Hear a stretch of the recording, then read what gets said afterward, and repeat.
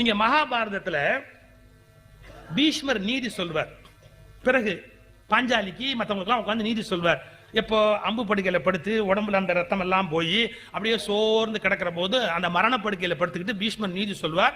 தர்மம்லாம் பயபக்தியா கேட்பான். கழுக்குன்னு பாஞ்சாலி சிரிச்சா. கழுக்குன்னு சிரிச்சா. நீ ஏற்கனவே சிரிச்சுதான் ப்ராப்ளமே ஸ்டார்ட் ஆச்சு. சும்மா இருக்க மாட்டியா? அப்பப்போ இப்படி ஏன் சிரிக்கிற?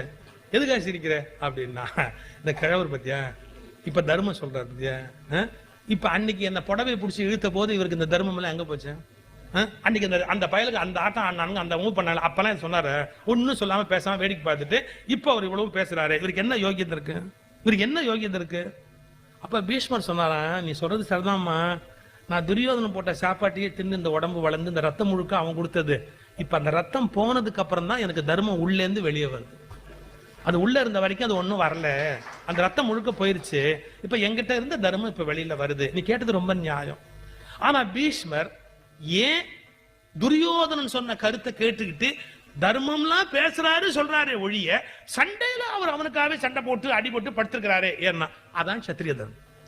ஒரு சத்திரியனை பொறுத்த அளவுல அவன் எந்த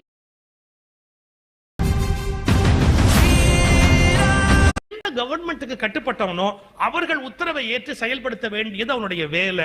தன் மகாராஜா தவறான உத்தரவு பிறப்பித்தான் என்பதற்காக வயலேட் பண்றதுக்கு சத்திரியனுக்கு ரைட்ஸ் கிடையாது. சரி தவறு என்று பேசுவதற்கு அந்தணனுக்கு உரிமை